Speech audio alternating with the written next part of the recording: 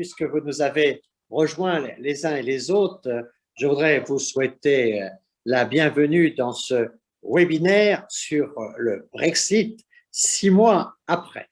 Nous sommes très heureux de vous compter parmi les participants à cet échange et je voudrais saluer les différents orateurs que vous allez entendre, orateurs et oratrices, que vous allez entendre dans quelques instants.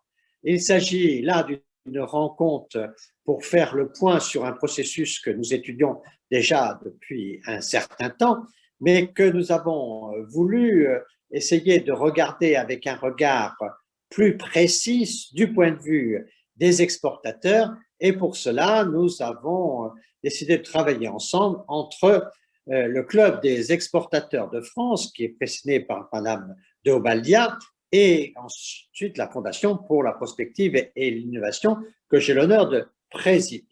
Nous travaillons dans ce genre d'exercice déjà depuis un certain temps, et notamment en ce qui concerne le Brexit, nous avons développé plusieurs réflexions, notamment celle que nous avons développée en recevant Michel Barnier, le négociateur européen, sur ces sujets.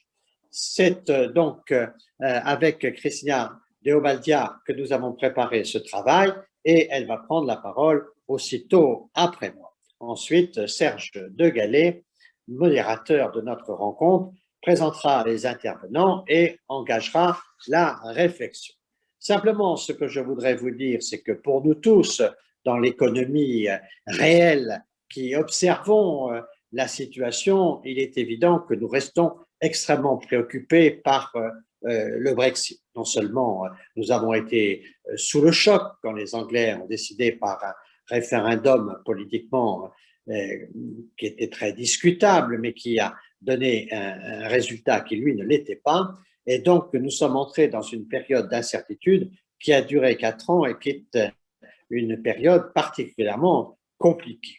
Et puis, la négociation s'est achevée, grâce notamment au travail de Michel Barnier. Je recommande à tous ceux qui s'intéressent beaucoup à cette question de lire le livre que vient de publier Michel Barnier, qui est assez extraordinaire sur les complexités de ce dossier.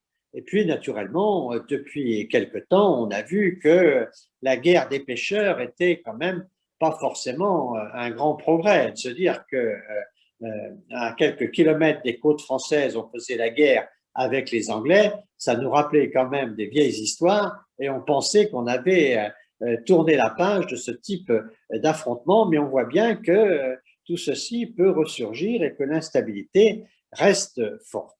Nous avons souhaité réfléchir à cela avec un certain nombre de partenaires qui ont une expérience particulière, que ce soit sur le commerce bilatéral, sur le commerce multilatéral, sur les questions globales avec la situation internationale, mais aussi avec des points très particuliers, avec des exemples d'entreprises très ciblées. Personnellement, moi, je crois qu'il faut qu'on regarde sur différentes stratégies comment se placent nos problèmes commerciaux. D'abord, dans la stratégie bilatérale entre la France et le Royaume-Uni, puisqu'au fond, nous avons quand même des intérêts qui sont des intérêts majeurs. L'intérêt majeur, évidemment, c'est d'abord tout ce qui touche à nos industries de défense. Et donc là, nous avons des proximités qui sont essentielles et on voit bien que la défense européenne est d'abord et principalement assurée par une entente entre la défense britannique et la défense française. Donc tout ceci a pour l'avenir des conséquences très importantes et d'ores et déjà fait l'objet d'échanges industriels majeurs sur lesquels il faut être particulièrement vigilant. Et si on devait ralentir cette pression en matière de défense entre le Royaume-Uni et la France pour protéger l'Europe, nous aurions quand même des difficultés à trouver des stratégies de remplacement. Mais s'il y a des dossiers positifs comme ceux de la défense, il y a naturellement les dossiers plus négatifs. J'en disais un mot tout à l'heure, la pêche actuellement. Et dans la pêche, il y a non seulement ce conflit d'intérêts divergents, mais en plus, il y a la question du respect du traité signé et des difficultés que nous pourrions avoir si les partenaires ne respectent pas leur engagement. Disons, je ne veux pas être plus long, mais que la question bilatérale est une question qui reste majeure, notamment dans ce qui concerne également le tourisme. On connaît l'importance du tourisme anglais dans l'ensemble de notre pays, la France. Je pense qu'il y a aussi un deuxième angle très important qui est la question de l'Europe et des échanges entre l'Europe et le Royaume-Uni. Ce qui a été très intéressant dès le début de ce choc, c'est de voir que l'Europe a organisé une certaine forme de solidarité face aux Britanniques. Et alors qu'on voyait que sur un certain nombre de sujets, l'Europe était très dispersée, on voit là maintenant que sur ces questions-là, l'Europe s'est plutôt rassemblée et finalement l'Europe a plutôt réussi à présenter un front commun vis-à-vis des amis britanniques. Et donc là, je pense que sur l'évolution de l'Europe, sur les relations entre l'Europe et le Royaume-Uni, il est très important de pouvoir apprécier, c'est un facteur politique, l'unité de l'Europe face au Royaume-Uni, mais aussi un facteur économique sur des interventions très importantes comme le rôle de l'euro et les questions liées à la Banque centrale et aujourd'hui aux difficultés financières des différents États de l'Union européenne. C'est, je pense, un élément très important dans le bilatéral comme dans la question européenne. Sur le multilatéral, je voudrais qu'on réfléchisse aussi à qu'est-ce qui peut être fait et comment les choses peuvent se présenter dans la dialectique qui est aujourd'hui engagée au niveau international. Je pense notamment à cette tension qui est une tension structurante de l'économie mondiale, qui est la tension entre la Chine et les USA. Il est clair que là, l'Union européenne doit chercher à affirmer sa propre indépendance, sa propre souveraineté. Le commissaire Thierry Breton nous a fait un certain nombre de déclarations sur ces sujets pour affirmer, notamment en matière de télécommunications, mais pas seulement, aussi sur l'intelligence artificielle, la volonté de l'Europe et de parler à tout le monde et d'assurer son indépendance et sa souveraineté. On voit là que se pose un certain nombre de questions avec le Royaume-Uni, avec sa proximité avec les USA, qu'on a toujours pu vérifier dans toutes les grandes périodes de mobilisation commerciale. Donc, comment est-ce qu'on peut aborder cette perspective de tension avec la Chine d'un côté et les États-Unis de l'autre, en ayant avec le Royaume-Uni des stratégies d'intérêt commun? Deuxième élément très important sur le plan multilatéral, c'est les relations entre l'Europe et l'Afrique. Et là, de faire en sorte qu'avec le Royaume-Uni également, on puisse avoir un certain nombre de projets qui puissent être des projets communs et avoir des leviers stratégiques, essayer d'éviter une compétition qui naturellement fragilise tout le continent, compte tenu là aussi de la pression qui existe, notamment avec la Chine en Afrique, mais aussi dans un grand nombre de secteurs avec les États-Unis. Et puis, il y a tous les autres sujets multilatéraux qu'il faudra qu'on évoque et qui ont un impact commercial, notamment je pense à la stratégie Indo-Pacifique avec les relations du Royaume-Uni et du Commonwealth, avec la question indienne, où là nous avons un certain nombre de sujets qui sont très importants, mais aussi des sujets très importants qui sont sur le plan financier, sur le plan des financements des entreprises, du financement de projets, avec cette place financière qui est la place de Londres, qui doit d'une certaine manière redéfinir sa place et son positionnement, ce qui pose aussi là un certain nombre de problèmes que nous pouvons évoquer. Donc, en résumé, nous sommes dans une situation de haute compétition, dans une situation dans laquelle il faut une forte mobilisation pour défendre nos intérêts, dans une situation pour laquelle nous n'avons pas nécessairement intérêt à avoir une situation conflictuelle, excessivement conflictuelle, puisque de toute façon, les principaux compétiteurs sont extérieurs à l'espace grand européen dont le Royaume-Uni continue à faire partie. Donc, il faut là avoir une stratégie, je dirais quasiment à la chinoise, c'est du yin et du yang, à la fois un rapport de force, mais aussi de la coopération. Ce qui prouve bien que dans tous les débats que nous avons aujourd'hui, après la pandémique, après cette situation du virus, entre la souveraineté et la coopération, on voit bien qu'on ne peut pas choisir l'un sur l'autre. Le tout coopération est une utopie, tout comme le tout souveraineté est aussi une utopie. Il faut conjuguer coopération et souveraineté. C'est là où je crois qu'il faut essayer d'inscrire une nouvelle relation avec le Royaume-Uni. Je vous remercie beaucoup de vous intéresser à l'ensemble de ces questions, d'apporter vos idées. Je remercie tous les panélistes qui mettent leurs compétences au service de cette réflexion commune. Je suis très heureux de laisser la parole d'abord à Cristina Deobaldia et puis ensuite Serge de Gallet conduira les débats. Je devrais vous quitter. Je vous remercie beaucoup de votre attention et je vous remercie de participer avec des idées fraîches, comme vous en avez l'habitude, à cet échange de la Fondation, mais aussi du Club des exportateurs de France. Madame la présidente de Obalia, vous avez la parole. Merci, Monsieur le Premier ministre. Merci d'avoir vivifié ce début de débat par votre introduction magnifique. Alors, bien sûr, tout d'abord, bonjour, Mesdames, Messieurs, tous ceux qui sont présents avec nous pour ce webinaire. Et je voulais remercier avant tout la Fondation Prospective Innovation. C'est un vrai plaisir de continuer à coopérer, à organiser des webinaires ensemble, dont celui-ci avec un sujet majeur qui est le Brexit 6 mois après, et avec donc de mettre en musique donc ce thème. C'est la fête de la musique ce soir, mais nous terminerons bien sûr avant la fête pour que ceux qui souhaitent jouer puissent aller jouer dans leur concert réciproque. En fait, je salue également bien sûr les panélistes qui sont présents, qui se sont prêtés au jeu, et notre modérateur, Serge Degalais, qui va donc orchestrer cette séance.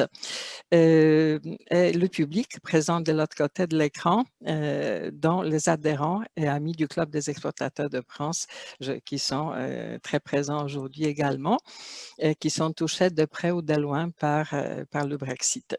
En juillet 2019, le Club des exportateurs de France avait déjà organisé un colloque en présentiel sur le Brexit dans l'amphithéâtre de Business France. Et certains intervenants de ce colloque sont également présents aujourd'hui avec nous pour la suite de l'aventure, Paul Taylor, Philippe Coste, Jérôme Chauvin.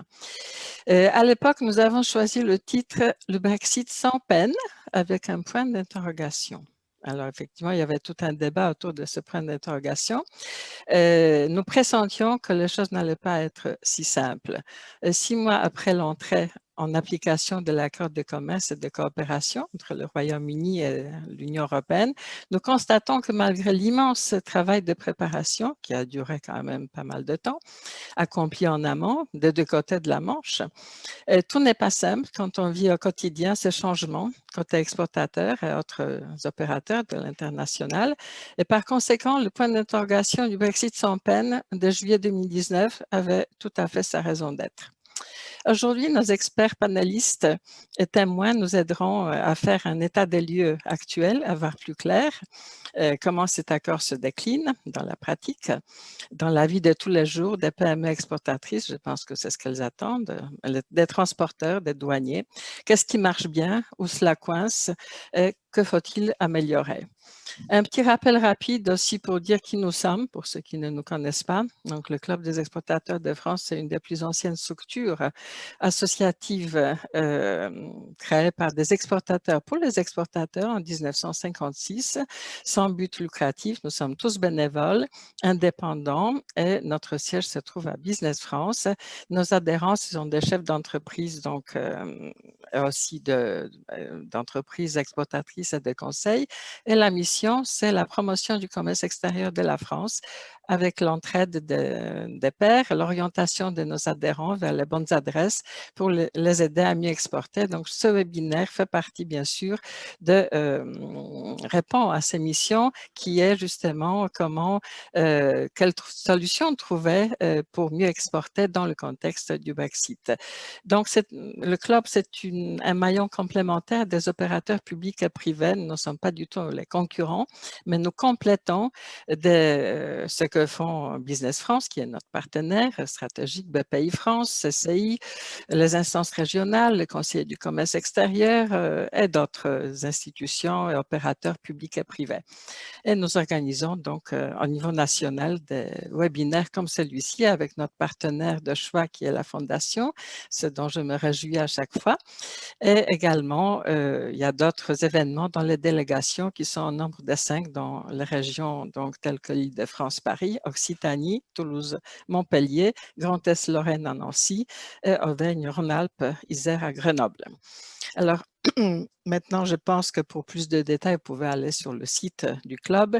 Je laisse maintenant la parole à Serge Degalais pour la suite de cette aventure avec le Brexit, feuilleton numéro 2. Merci. Merci à Jean-Pierre, merci à Christina pour ces mots d'introduction.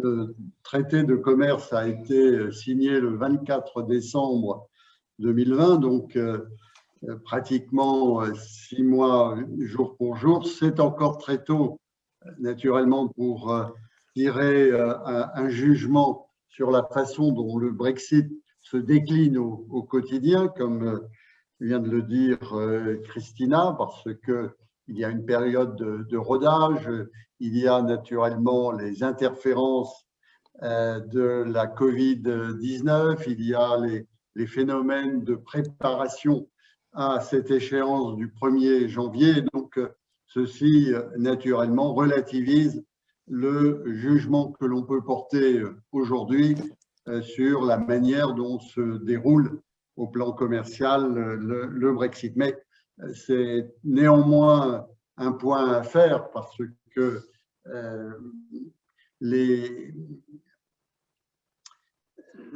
choses se déroulent de manière encore un peu expérimentale et donc il faut tirer les leçons de ce que nous vivons. Pour essayer donc de juger de la manière dont ce Brexit démarre, nous allons avoir ce webinaire en 3 temps. Un premier temps qui est le temps un peu de la présentation générale avec Philippe Coste, qui est ancien ambassadeur, qui a été directeur de l'Union européenne au Quai d'Orsay, qui a été à la représentation permanente à Bruxelles et qui nous situera cet accord sous l'angle commercial par rapport aux différentes formules possibles.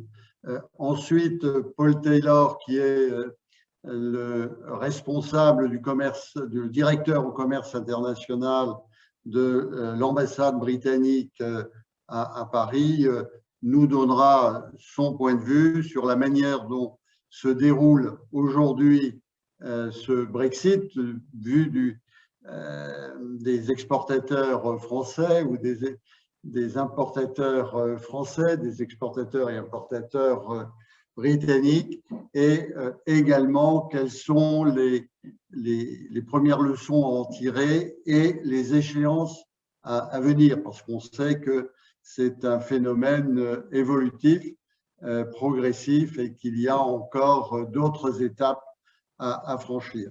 Guillaume van der Heyden, qui est le sous-directeur du commerce international au ministère des Finances et qui, dans sa carrière, est allé à la fois dans l'administration française et dans l'entreprise, nous donnera le point de vue français général, donc, mais bien sûr proche des préoccupations des opérateurs économiques français sur la manière dont ce Brexit se déroule et sur la manière dont il pourrait ou pourra se dérouler dans les mois et les années à venir.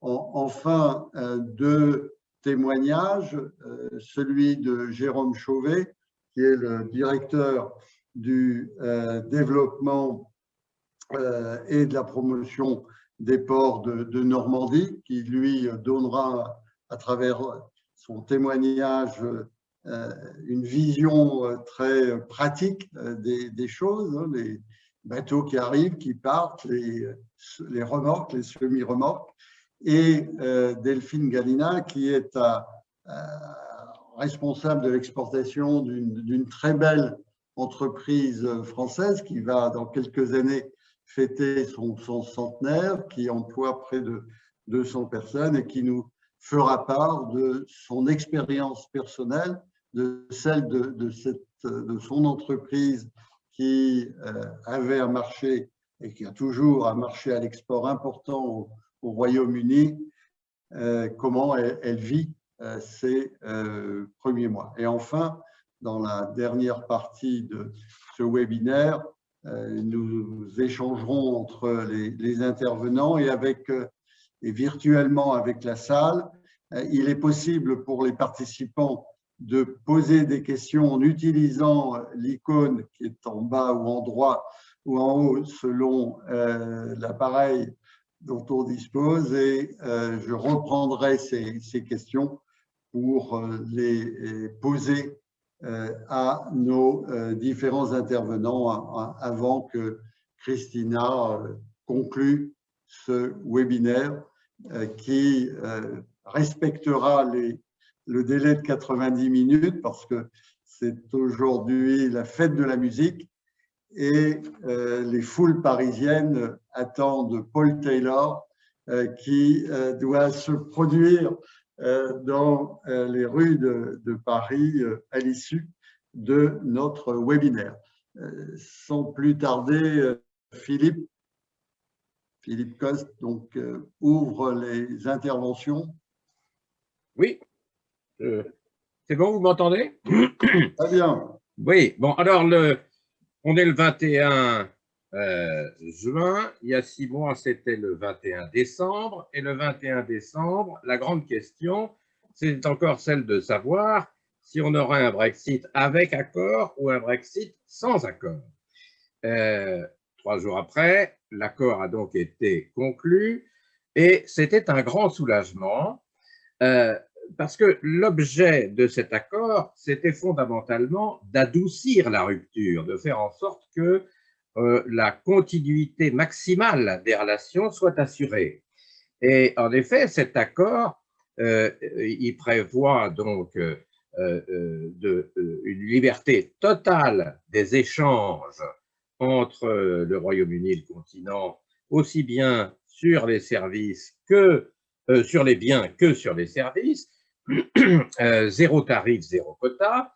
Et en contrepartie, c'est vrai qu'il fallait s'assurer que la Grande-Bretagne, le Royaume-Uni ne jouerait pas le rôle d'un Singapour sur la Tamise. Et donc, il fallait s'assurer qu'elle ne s'écarte pas trop des normes communautaires en ce qui concerne l'environnement, les normes sociales, et puis également en ce qui concerne les aides publiques. Donc, de ce point de vue-là, il y avait aussi une grande continuité. Alors maintenant, évidemment, il ne peut pas y avoir des différences entre avant le Brexit et après le Brexit. Et ce qui change, ce dont l'accord constate que ça change, ce sont d'abord et avant tout les contrôles aux frontières. Il y a des contrôles aux frontières qui sont rétablis et qui sont inévitables, ne serait-ce que pour contrôler le respect des règles phytosanitaires, vétérinaires, les taxes et les questions de TVA, les règles d'origine.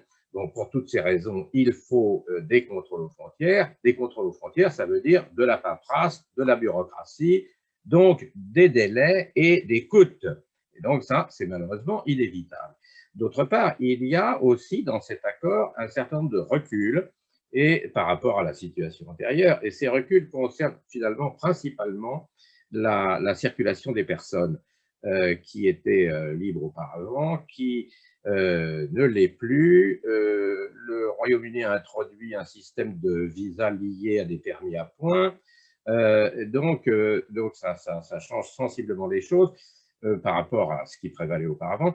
Et ça change aussi les choses en ce qui concerne la libre prestation de services et le droit d'établissement, dès lors que si on, pour ces raisons, pour exercer ces libertés, il faut aussi, il faut, dans bien des cas en tout cas, se déplacer physiquement au sein de l'Union. Et donc c'est évidemment, la situation est différente de celle qui prévalait auparavant.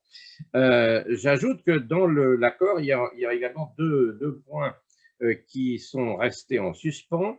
C'est celui de la pêche et celui des services financiers. On y reviendra, bien sûr. Alors, quel bilan peut-on tirer 6 mois après de la mise en œuvre de l'accord? Bon, évidemment, comme l'a dit Serge, il faut prendre ça avec un grain de sel, même plusieurs. Mais enfin, le fait est que le résultat actuellement, c'est une contraction très nette des échanges. Alors, les chiffres diffèrent, mais enfin, entre le premier trimestre 2021 comparé au premier trimestre 2018, selon les calculs, on est entre 20 et 40% de contraction, moins 20, moins 40, moins 40% de contraction selon les sources, hein, des échanges. Il y a en particulier des points de fixation particulièrement aigus. D'abord, tout le secteur de l'agroalimentaire et des produits frais. Là, la contraction pour le premier trimestre 2021 comparé au premier trimestre 2020, elle a été chiffrée à 47%, ce qui est quand même énorme. Et pour la pêche, qui est évidemment, il faut les produits frais, la pêche, ça doit être frais. Vous savez que les eaux britanniques sont considérées comme le grenier des poissons de l'Europe. Donc, non seulement les pêcheurs du continent, évidemment, sont intéressés à aller pêcher en Grande-Bretagne, mais aussi les pêcheurs britanniques exportent une grande partie de leur prise sur le marché unique. Et là, les exportations du Royaume-Uni ont reculé de 83%, ce qui est extraordinaire, au mois de janvier. Hein, à cela s'ajoute que pour, je le disais, en ce qui concerne la libre circulation, les services qui dépendent des déplacements au sein de l'Union européenne, c'est-à-dire notamment tout ce qui concerne les groupes musicaux, parce que les services personnels, culturels et récréatifs jouent un rôle très important dans les exportations de services britanniques, plus important encore que les services financiers. Donc, ces services sont gravement affectés par les changements de réglementation dès lors qu'il faut satisfaire à des législations qui diffèrent selon les États membres. Donc, c'est un casse-tête pour les organisateurs de tournées. Quant aux services financiers, juridiques, l'audit, le conseil, etc., dans bien des cas, pour poursuivre leurs activités, les entreprises concernées doivent établir des filiales sur le continent européen. Et donc, ça aussi, ça alourdit, ça rend les choses beaucoup plus difficiles. Donc d'une manière générale, même si en effet, ça n'est pas encore clair, parce qu'il y a en effet une période de rodage, il y a la Covid qui s'est invitée dans le paysage, donc ça n'est pas décanté. Mais néanmoins, on peut dire que le choc est assez rude quand même. Hein.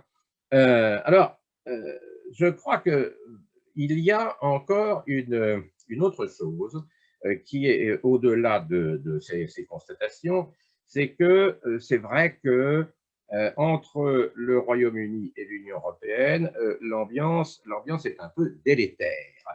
Et alors, je pense que ça a commencé il y a déjà un moment, dès après l'accord sur la mise en œuvre de l'accord sur le divorce, il y a eu une dispute sur le point de savoir quel serait le statut du représentant de l'Union européenne à Londres. Et alors, curieusement, parce que il est d'usage diplomatique qu'il soit assimilé aux ambassadeurs, eh bien là, on a décidé à Londres de diminuer son statut. Et puis ça a duré plusieurs semaines, peut-être même 1 ou 2 mois. Finalement, on l'a rétabli. Mais enfin voilà, ça semblait un peu une petite provocation.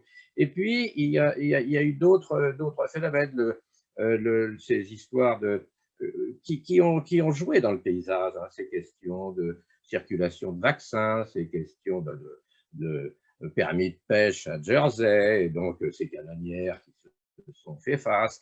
Donc, tout ça crée une drôle de situation, et on se demande si finalement ça n'est pas le gouvernement britannique qui aurait intérêt à maintenir une mauvaise ambiance pour mieux justifier le Brexit. C'est évident que quand on quitte un club, il vaut mieux quitter un club qui fait pitié qu'un club qui fait envie.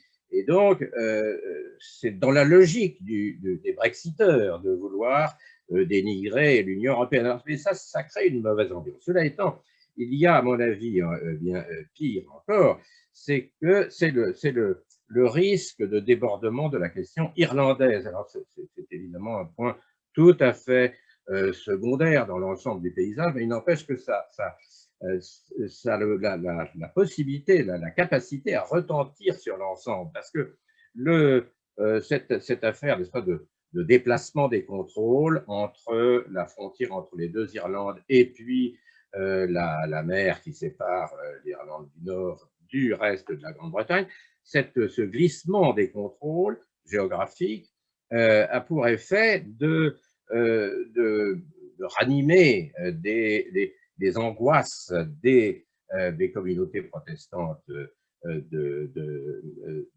d'Ulster qui ne peuvent pas imaginer d'être coupées, ne serait-ce que pour les contrôles, de l'ensemble du Royaume-Uni. Donc, il y a une tension qui s'accroît, qui va s'accroître en plus dans les semaines qui viennent, parce que c'est la saison qui veut ça, il y a des anniversaires, etc. Et donc, il y a un risque sérieux de menace sur la paix publique. Et curieusement, le gouvernement britannique ne fait rien de particulier pour apaiser les tensions pour ce qui le concerne, et donc donne l'impression aux continentaux qu'il pourrait bien utiliser ces tensions pour faire pression sur l'Union européenne de telle sorte que les accords qui ont été signés et qui prévoient ce glissement de la frontière ne soient pas appliqués avec toute la rigueur nécessaire. Et donc, je vois bien que ça a des effets d'ores et déjà. Là, il y a un Memorandum of Understanding, c'est-à-dire un accord général, portant sur les services financiers. Cet accord, il a été conclu à la fin du mois de mars dernier, comme c'était prévu de longue date.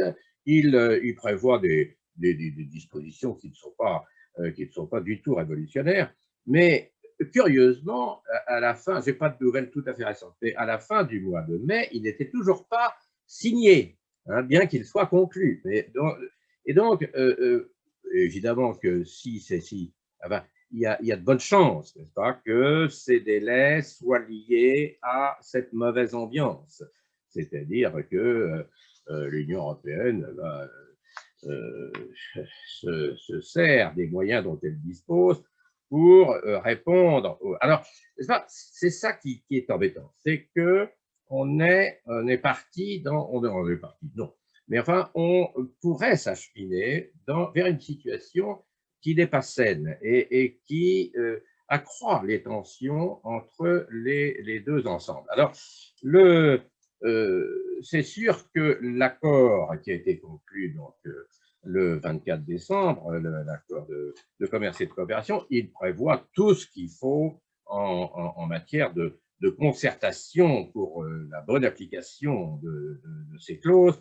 Il y a notamment un conseil de partenariat flanqué de 19 comités spécialisés sur chacun des secteurs est concerné. Il y a également un dispositif de règlement des différends avec un tribunal arbitral. Le dispositif est très détaillé. Donc tout cela aide. Mais néanmoins, la situation n'est quand même pas bonne. Et on peut se dire que finalement, la continuité que l'accord essayait d'assurer entre l'avant-Brexit et l'après-Brexit, cette continuité, elle se marque aussi au plan des relations entre la Grande-Bretagne et l'Union européenne, c'est-à-dire qu'avant le Brexit, le Royaume-Uni était un partenaire difficile. Après le Brexit, il reste un partenaire difficile. Et donc, Paul Taylor, merci de donner votre sentiment sur ce climat général. Est-ce que vous avez également l'impression que les choses se passent plutôt mal, qu'il y a un choc rude depuis le début de l'année, ou est-ce que vous avez une opinion différente et des perspectives qui vous paraissent plus favorables pour les semaines et les mois à venir? On a vu effectivement que s'agissant des flux de commerce, après des premiers mois qui ont marqué un fort fléchissement, il y a eu une certaine reprise des échanges dans les deux sens, et d'ailleurs plus dans un sens que dans l'autre. Paul, la parole est à vous. Merci beaucoup. Bonjour à toutes et à tous, et merci de l'occasion de participer à ce webinaire. C'est très intéressant, les présentations jusqu'à ce moment. Je vais viser plutôt la situation commerciale et économique au lieu de la situation politique.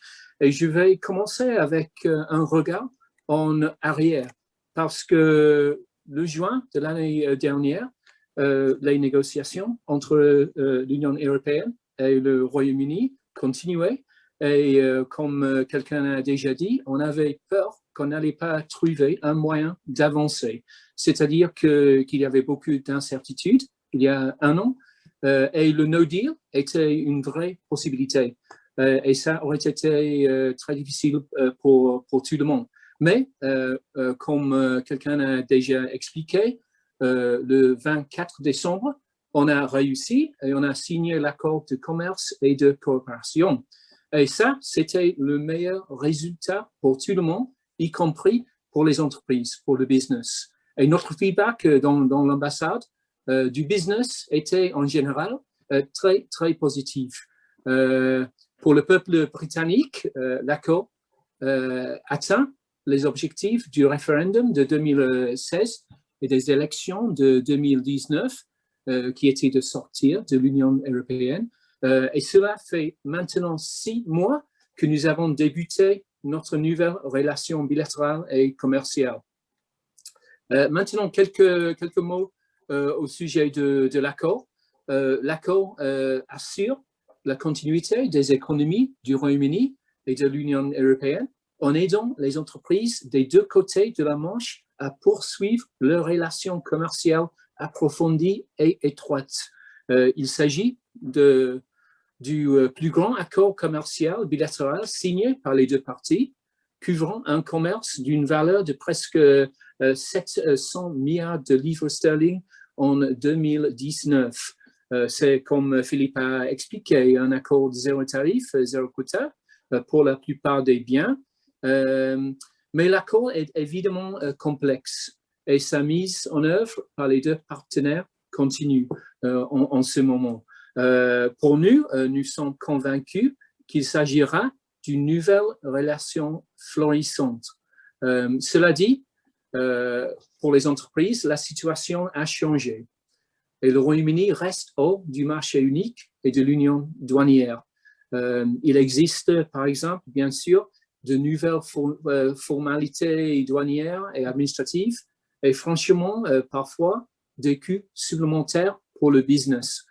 Mais difficile en ce moment d'avoir des conclusions, je trouve. Philippe a mentionné la situation en janvier, par exemple, les chiffres des échanges.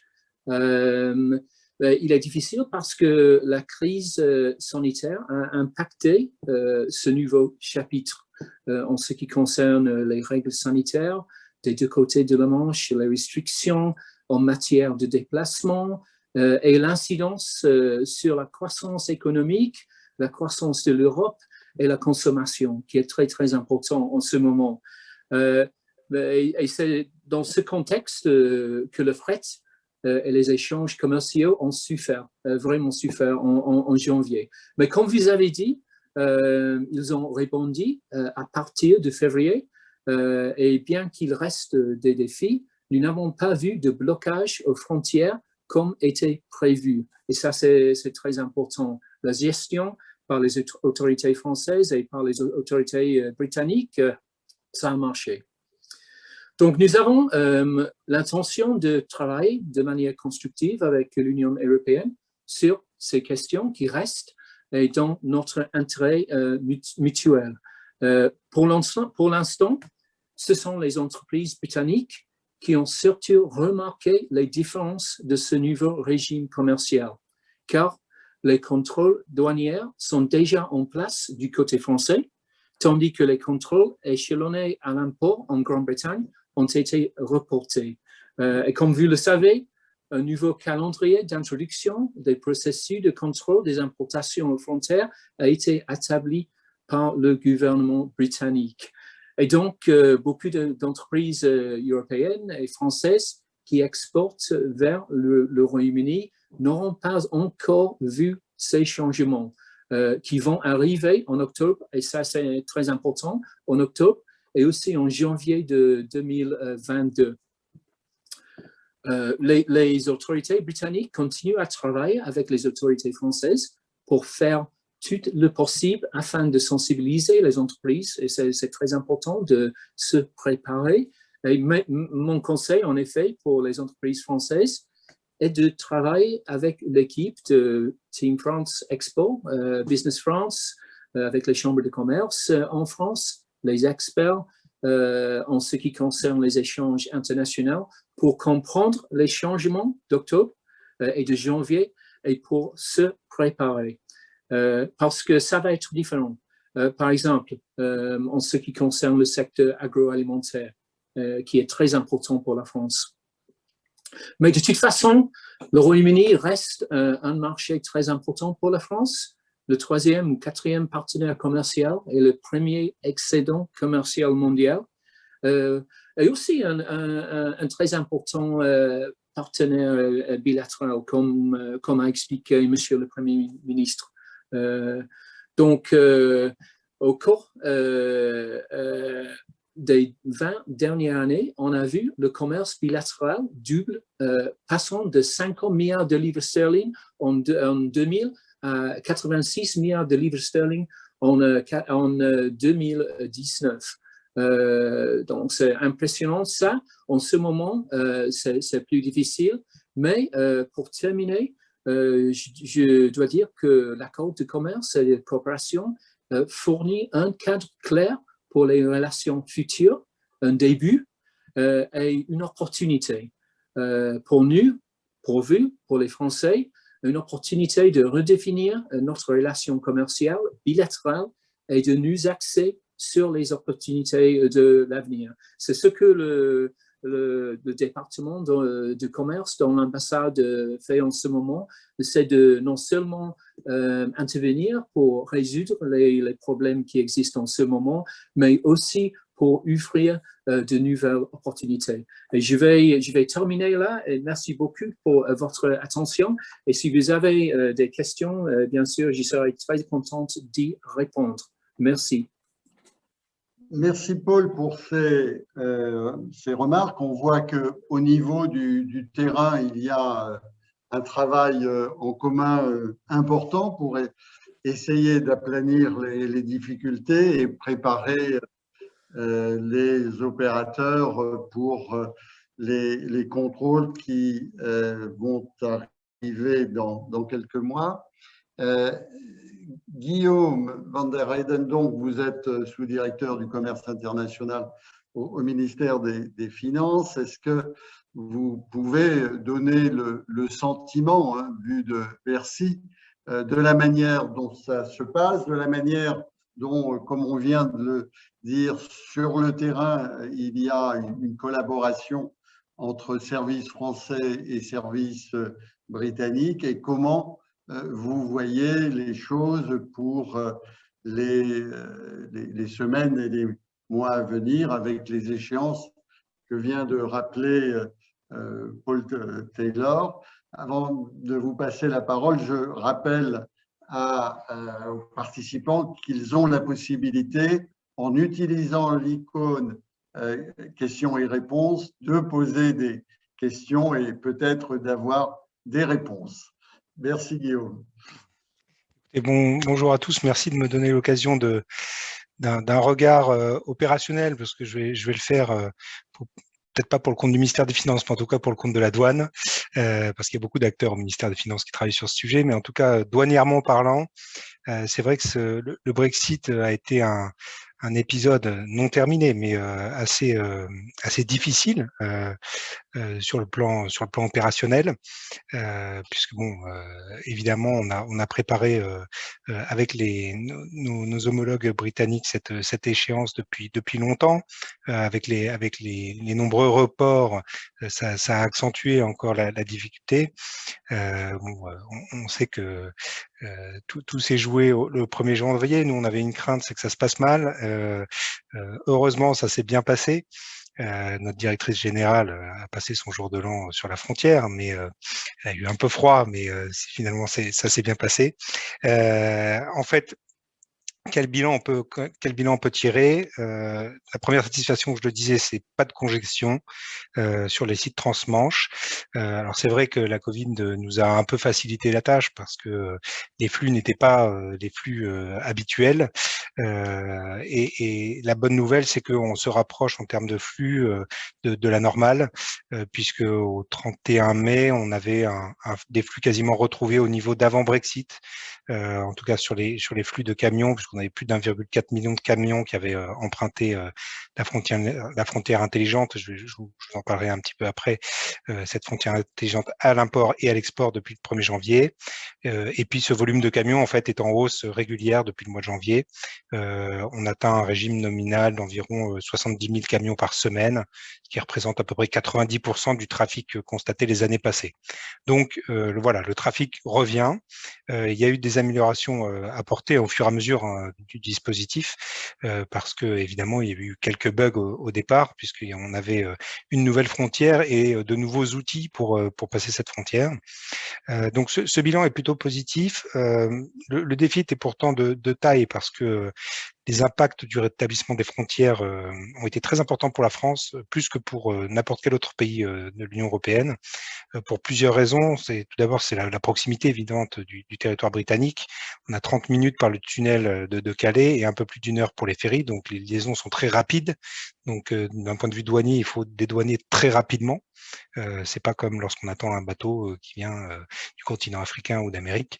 Voilà, là les formalités doivent être réalisées très rapidement. Il y a aussi le modèle économique de franchissement de la frontière qui était basé sur une absence d'arrêt et de formalité, hein, puisque même le tunnel n'avait pas été conçu pour avoir un arrêt. On passait très librement la frontière. Donc ça, c'était une deuxième difficulté. Il y a la volumétrie du trafic, hein, parce que en provenance ou à destination du Royaume-Uni, c'est 30 millions de véhicules par an, c'est 5 millions de poids lourds par an.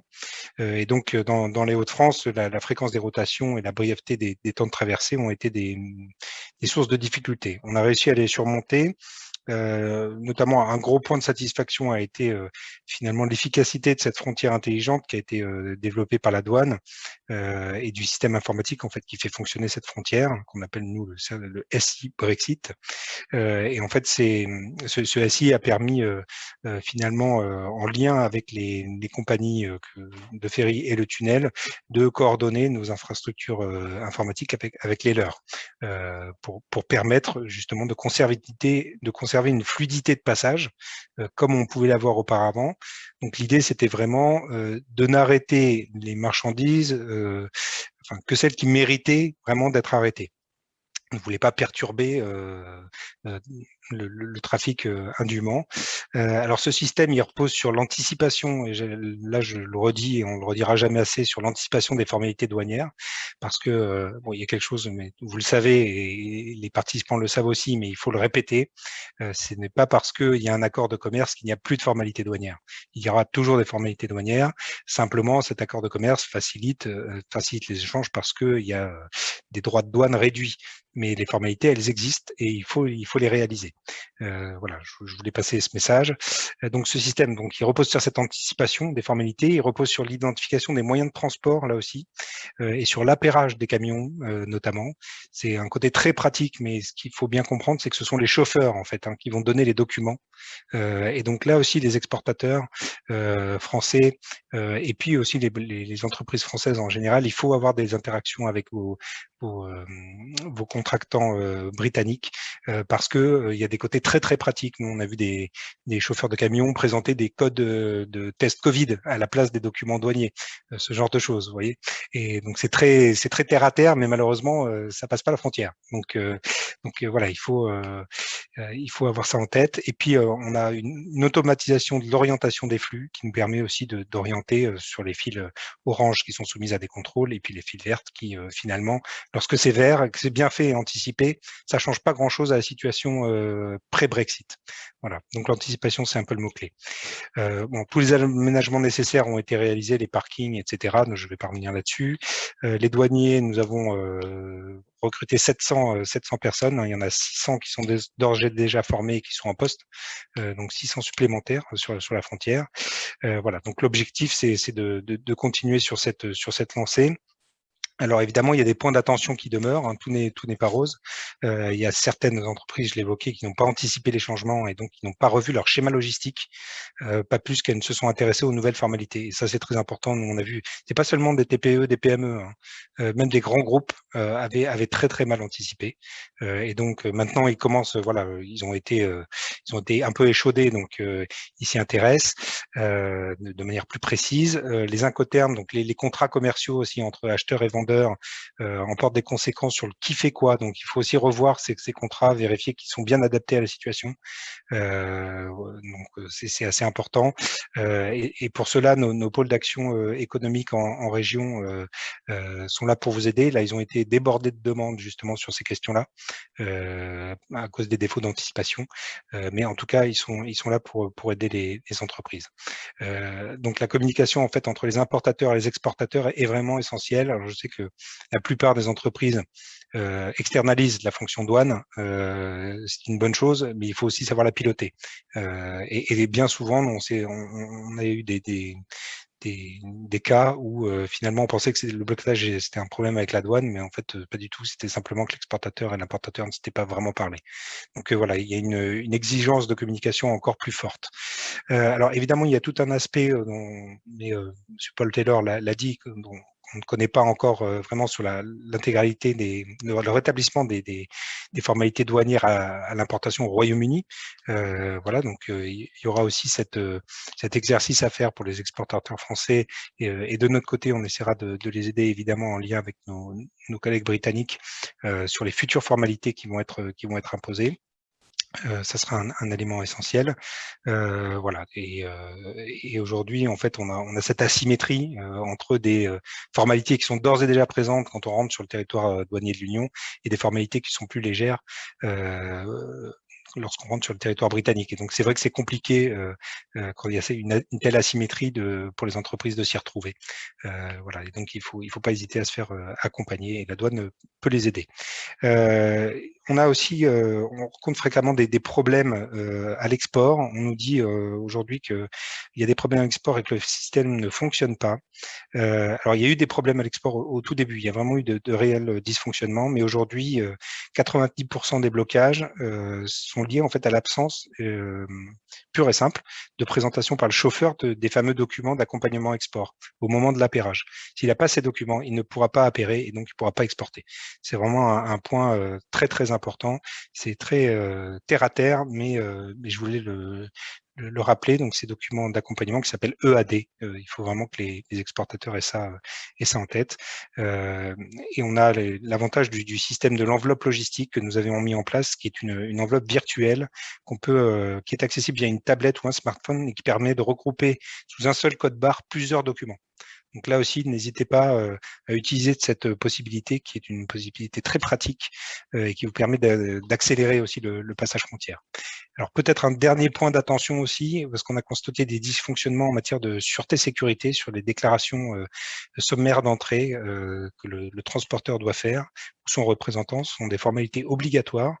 Alors on a été relativement je ne vais pas dire laxiste parce que c'est pas vrai, mais en tout cas moins regardant que d'habitude dans cette période transitoire, mais on va accentuer la pression sur les contrôles, sur ces déclarations de sûreté-sécurité, parce que évidemment ce sont des choses essentielles, donc on va resserrer un peu la vis là-dessus. Donc il faut que les exportateurs français et les entreprises françaises aient bien ça en tête, qu'à l'entrée sur l'Union européenne, dans le territoire de l'Union européenne, on sera beaucoup plus sévère sur ces déclarations de sûreté-sécurité. Voilà un petit peu le panorama que je pouvais faire avec vous aujourd'hui. Et merci encore.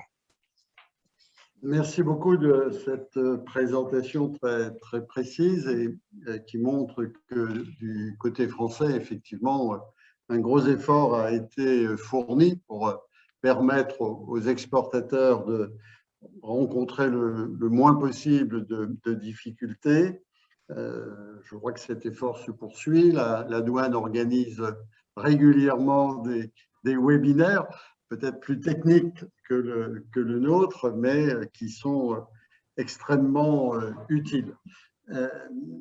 Jérôme Chauvet, donc, en tant que directeur du développement et de la promotion des ports normands, vous êtes à même de juger du trafic entre la France, le Royaume-Uni et l'Irlande, et vous avez bien voulu apporter votre témoignage assorti d'un certain nombre de chiffres que nous allons écouter. Delphine Gallina, elle, comme je le disais tout à l'heure, est chargée des exportations d'une entreprise qui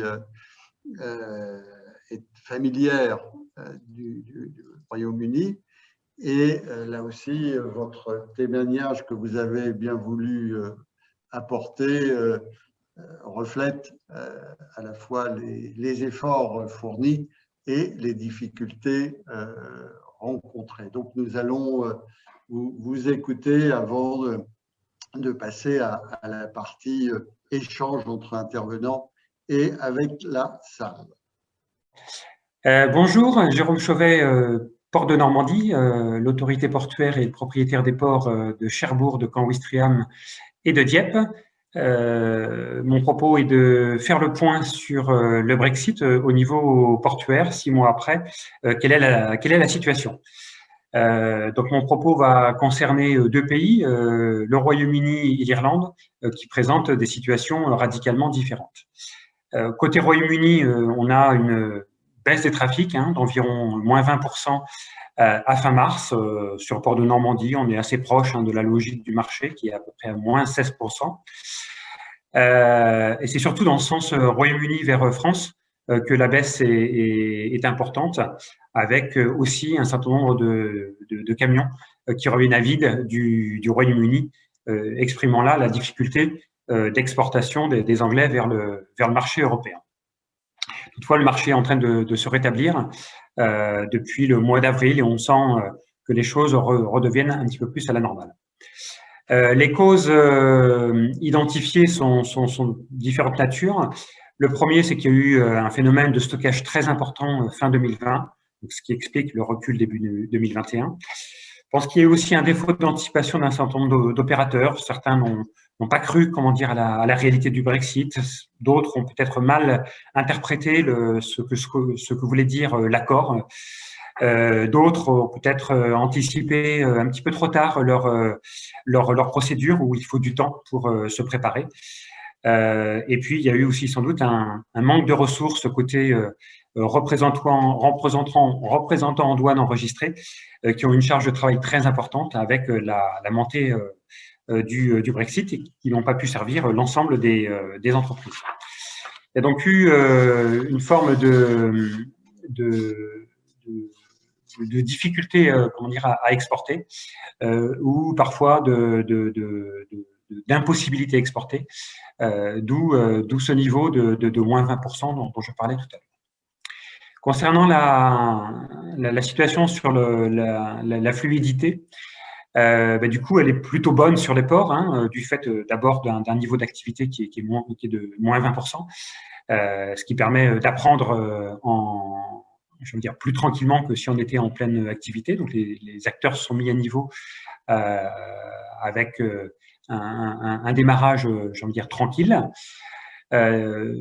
Ensuite, il y a eu un bon niveau de préparation collective au niveau national, sous l'animation de la douane, où ports, opérateurs maritimes, administration, transporteurs ont rodé le dispositif, ont testé, ont corrigé, et donc étaient finalement prêts en janvier 2021. Il y a aussi une autorité, une attitude compréhensive des autorités qui a permis de passer sur certaines faiblesses déclaratives parfois. Ce qui fait que globalement, aujourd'hui, quand on fait le bilan statistique des remorques qui arrivent sur les ports, quasiment à 95%, elles sont correctes d'un point de vue douanier, et 5% restent à contrôler. Donc c'est plutôt un bon chiffre. Néanmoins, on va avoir quelques facteurs qui vont tester cette fluidité. D'abord, on a un trafic qui reprend, donc un volume à gérer qui va être plus soutenu. Les autorités vont également rentrer, j'ai envie de dire, dans la stricte règle, ce qui est normal. Donc, on va avoir des contrôles un petit peu plus sévères. Et on commence à le voir au niveau CIVEP, contrôle veto et phytosanitaire, où dès lors que la marchandise n'est pas conforme, donc les déclarations ne sont pas conformes, le temps de passage de port devient important. Là où quand tout va bien, on est à 1 heure, on dépasse les 2 heures, les 3 heures, parfois les 4 heures sur le port pour se remettre à niveau. Et puis, le Royaume-Uni va aussi mettre en place ses règles douanières avec une déclaration en douane qui était sommaire, qui va devenir complète, donc qui va venir complexifier un petit peu le système. Côté Irlande, c'est l'inverse. Le trafic là a progressé. On reste à l'intérieur de l'Union européenne.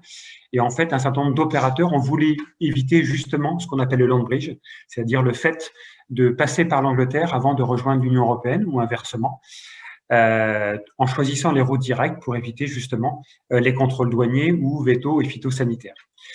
Ce qui fait qu'on a une activité qui a très largement progressé sur le port de Cherbourg. On est passé de 6 à 12 escales par semaine, avec 3 opérateurs sur le port, qui ont introduit par ailleurs des navires de plus grande capacité, ce qui fait qu'on a un trafic qui a été multiplié par 3, passant de 15 000 à 45 000 remorques entre 2020 et 2021, si on raisonne à fin mai. La question est de savoir si ce phénomène va être durable pour l'Irlande. Est-ce que les flux vont repasser via l'Angleterre et réutiliser le land bridge dès lors que les opérateurs seront rodés aux déclarations, ou est-ce que finalement une partie de ce trafic-là va rester parce qu'il y aura toujours des contrôles veto et phyto, et puis parce que peut-être des nouvelles habitudes logistiques ont été prises et qu'elles vont perdurer.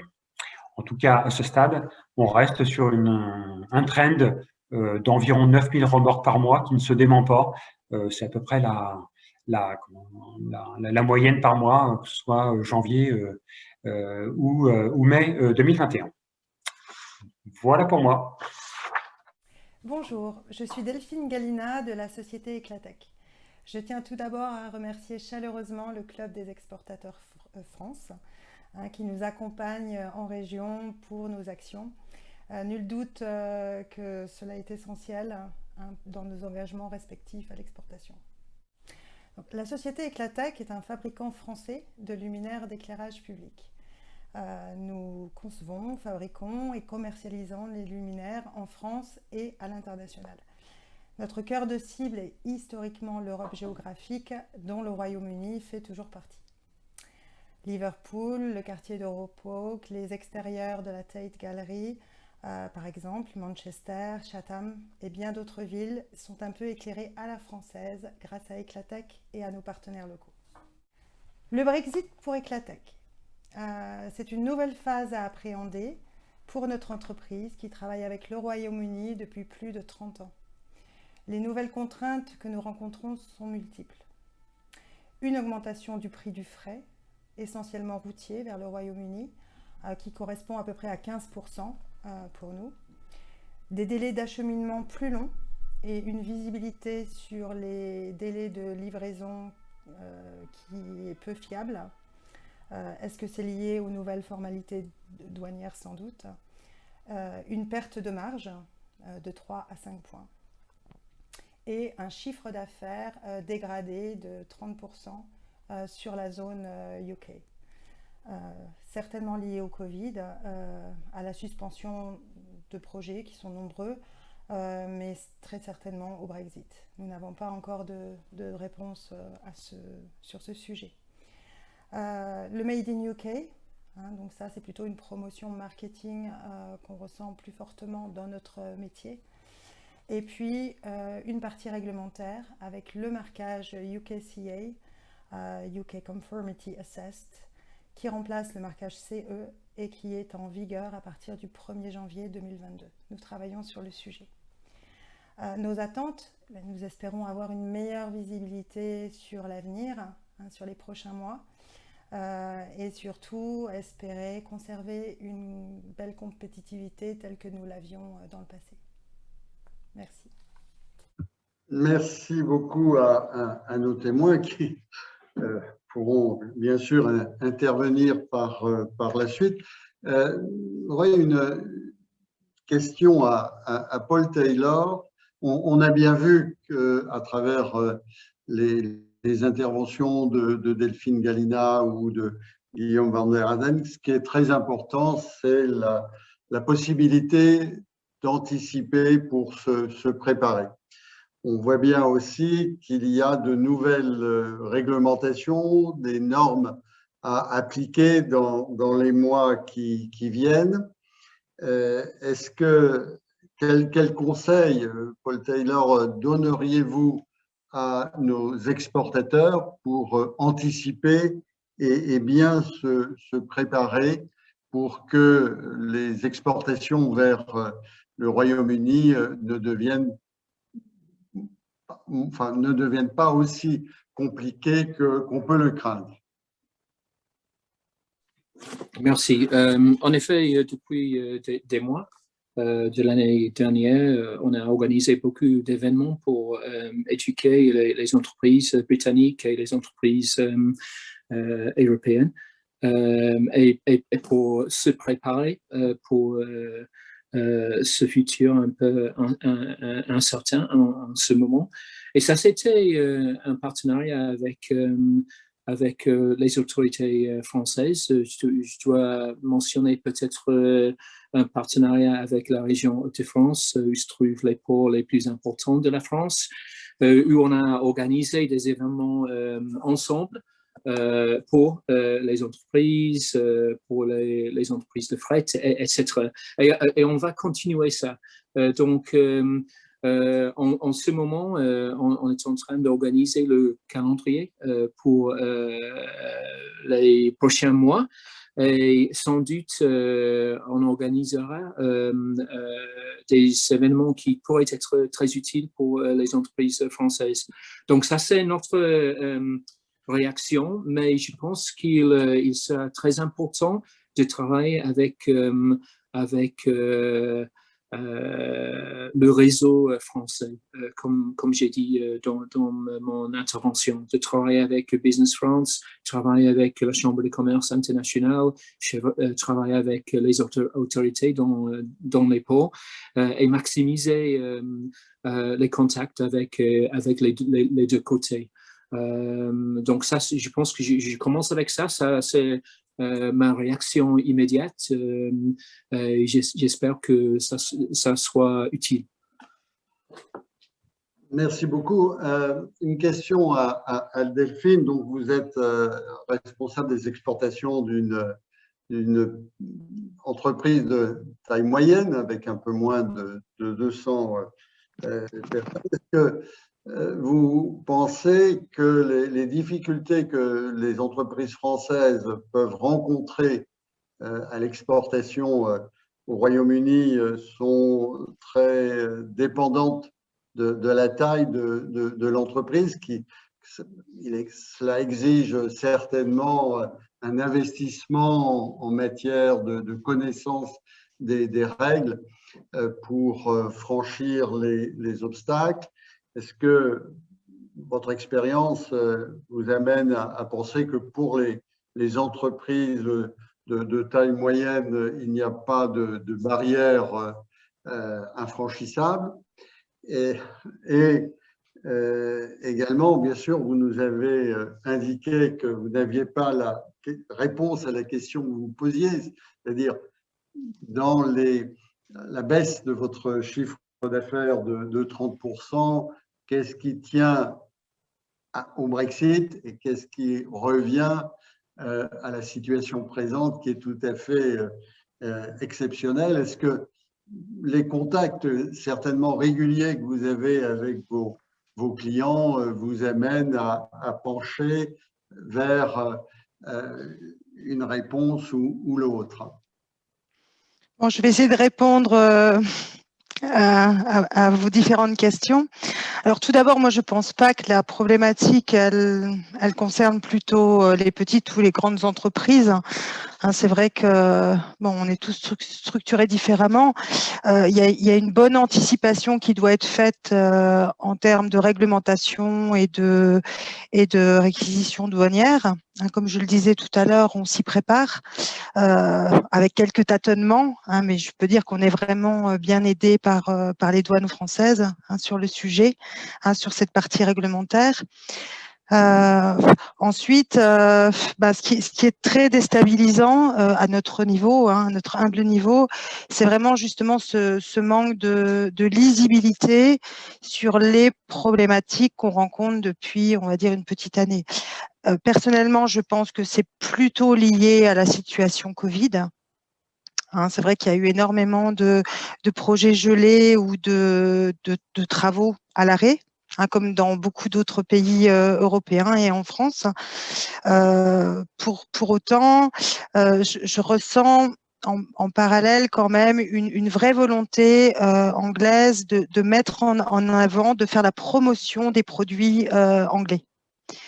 Donc ça, c'est une petite chose que je ressens qui n'existait pas il y a un an. Et pour le reste, on va être positif. Je rejoins tout à fait l'avis qui était partagé tout à l'heure. 6 mois, c'est peu. Il faudra certainement encore quelques mois, voire une année pour peut-être faire un premier bilan sur le sujet. Pour l'instant, en tout cas, c'est d'un côté pratique, on est effectivement sur une perte réelle de chiffre d'affaires, de marge, qui impacte notre chiffre d'affaires.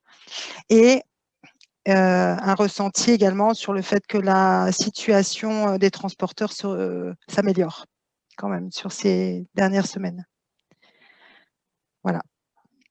Merci beaucoup. Une question alors à Jérôme Chauvet qui nous a indiqué dans son témoignage que les flux se remettaient à être pratiquement normaux. On voit aussi à écouter Guillaume van der Heyden qu'il y a beaucoup de problèmes qui en fait naissent de points relativement mineurs. C'est une mauvaise connaissance des documents à fournir. Bien sûr, ce n'est pas de votre responsabilité, mais comme en étant au plus près du terrain, comment vous le ressentez et comment vous voyez cette sortie de difficultés nées de la mauvaise communication de documents? Tout d'abord, je pense qu'effectivement, alors je rejoins les propos précédents, 6 mois, c'est encore court. Cependant, on constate, j'ai envie de dire au fil des semaines, le phénomène d'apprentissage et la montée en puissance, le rodage des acteurs qui intègrent de mieux en mieux les règles et donc qui finalement rentre dans une forme de récurrence et de passage normal, facile, sur le port. Le point d'attention va être vraiment la mise en place des contrôles et du système douanier britannique, qui n'est encore aujourd'hui que sommaire. Donc effectivement, il y a bien eu un apprentissage, puisque la difficulté, c'est surtout le sens import, c'est-à-dire Royaume-Uni, continent. Donc celui-là, il est en train d'être validé et les choses vont bien. Par contre, dès octobre 2021 et janvier 2022, des nouvelles règles vont arriver côté Royaume-Uni, et celles-là, pour l'instant, sont peu connues.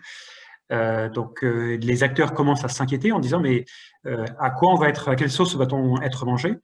Et aujourd'hui, on manque un petit peu d'informations sur le programme, douanier britannique, et c'est sûrement un des axes, pédagogiques, qui permettrait aux acteurs demain, en 2022, d'être prêts et de ne pas reproduire le schéma de début 2021. Merci beaucoup. On voit bien qu'il y a des inquiétudes sur les formalités qui vont se mettre en place en octobre, la question des normes et standards, de la certification en 2022. Guillaume van der Heijden, que pouvez-vous répondre, donner comme conseil à ces exportateurs après ceux donnés par Paul Taylor? Alors, il y a toujours ce sujet, d'anticipation. Donc ça, c'est très important. Comme là, on s'adresse aux exportateurs. Je dirais qu'il y a aussi la manière de bénéficier, comment bénéficier de l'accord de commerce et de coopération avec le Royaume-Uni lorsqu'on est exportateur, parce que c'est pas évident à comprendre. Donc si j'essaie de résumer, vous êtes exportateur, donc votre intérêt, c'est d'avoir un avantage commercial pour proposer un produit à droit zéro. Bon.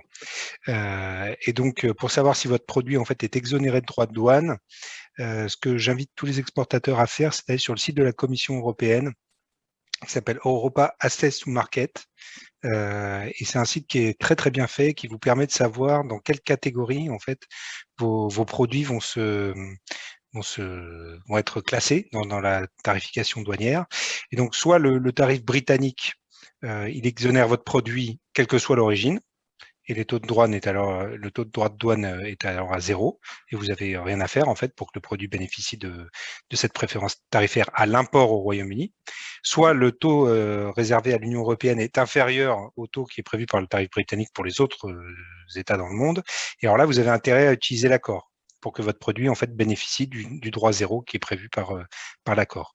Et voilà, mais tout ça c'est pas automatique. Il faut avoir il y a une action à faire. Et donc comment faire?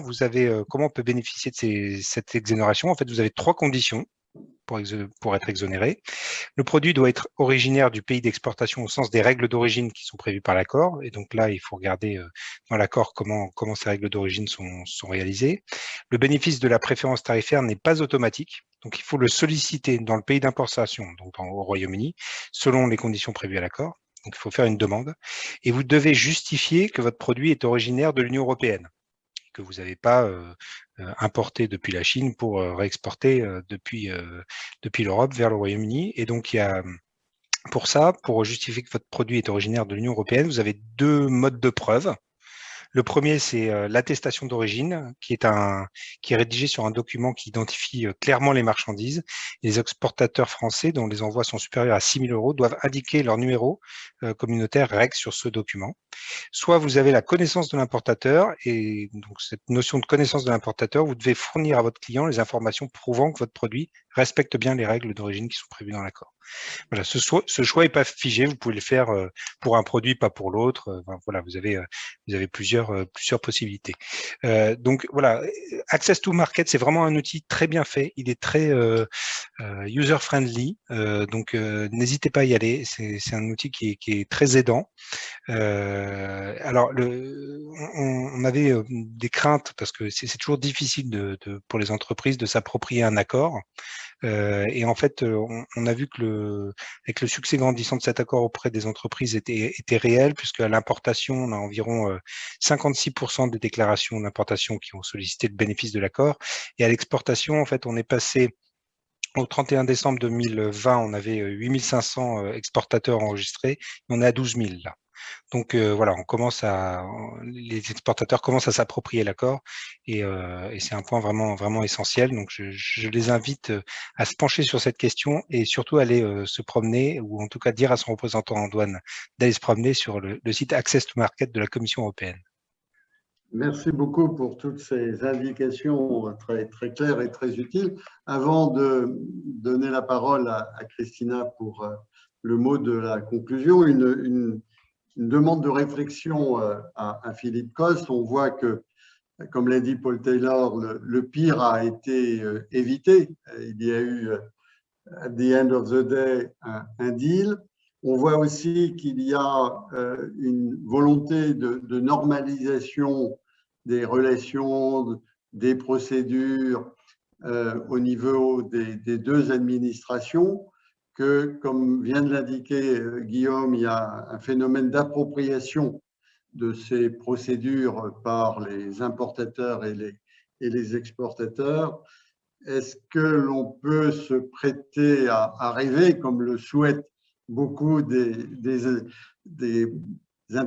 participants qui ont posé la question, à finalement avoir un Brexit sans douleur? Un Brexit sans douleur, là, c'est peut-être un peu difficile parce que la douleur, elle est déjà là.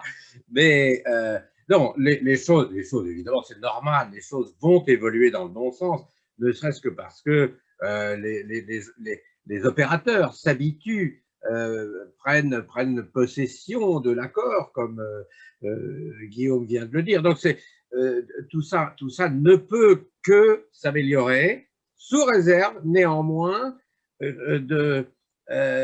des arrière-pensées des uns et des autres, car elles existent. Et donc, elles peuvent éclater. Hein. C'est vraiment une affaire sérieuse qu'il ne faut pas négliger. Mais c'est vrai que c'est très périphérique dans le paysage. Pour l'ensemble, ça ne peut que s'améliorer, en effet. Donc, il faut être vigilant, mais enfin, rester optimiste, oui. Merci, Christina. Il reste 5 minutes pour la conclusion et le respect du temps que nous étions impartis et permettre à Paul de faire la fête. Absolument, je pense que les autres se joindront également à la fête de la musique, enfin je l'espère. Écoutez, tout d'abord, vraiment, je voulais remercier tous les orateurs pour la qualité de leurs interventions, des témoignages extrêmement utiles. Il y avait un côté pratique aussi qui va servir nos exportateurs qui nous écoutent, qui nous regardent et qui attendaient également ces conseils. Alors, effectivement, 6 mois, ce n'est pas encore suffisamment long pour tirer toutes les conclusions. Je comparais cela à la conduite du changement où il y a un épisode qu'on appelle la traversée du désert. Donc, effectivement, l'accord a été signé, l'application au 1er janvier. Donc là, nous sommes dans ce qu'on appelle la traversée du désert qui dure en général dans la conduite du changement de 6 mois à 1 an. Donc, ça dépend bien sûr des protagonistes. Et là, je voulais saluer l'énorme aide apportée par les douanes qui ont vraiment œuvré pour cette frontière intelligente, pour les aides aussi via les webinaires, via la sensibilisation. Donc, ce que Guillaume van der Heyden nous a raconté, et c'était absolument passionnant aussi, extrêmement précis. Donc, je pense que les exportateurs trouveront utile ce site européen. Je souligne aussi qu'il y a d'autres, enfin ce qu'on avait dit tout à l'heure, un large éventail d'aides côté institutionnel en France. Donc, il y a Info Douane Service, il y a une hotline en permanence, donc des douanes françaises. Il y a la Team France Export dont on a parlé avec les chambres de commerce, BPI France, ce qu'on appelle 365 jours pour un Easy Brexit. C'est payant avec le chèque relance export de 3 000 € hors taxe. Donc, il y a des référents Brexit, un conseiller par région en lien avec la direction des douanes et Business France. Il y a aussi la direction générale de la concurrence de la consommation, les fiches sectorielles de la Commission européenne. Enfin, bref, il y a beaucoup d'aides. Maintenant, il faut s'y retrouver, bien évidemment. Alors, il y a l'aspect pratique. Bon, il faut le vivre au quotidien. Donc, je pense que Delphine et Jérôme nous ont raconté ici comment ça se passait. Les choses sont en voie d'amélioration. Donc, je salue aussi ce côté optimiste, partagé également par Paul, par Guillaume, et quand même un petit peu par Philippe, qui a parlé des frictions au début, mais bon, rien ne s'est fait. Je veux dire simplement, certaines choses naissent dans la douleur, effectivement. C'est bien de voir, comme disait Paul tout à l'heure, dans ce changement, une opportunité pour une autre manière de travailler ensemble. Mais en même temps, il faut avoir en tête ce qu'on disait d'espèce d'avertissement que le régime léger allait quand même devenir un peu plus strict.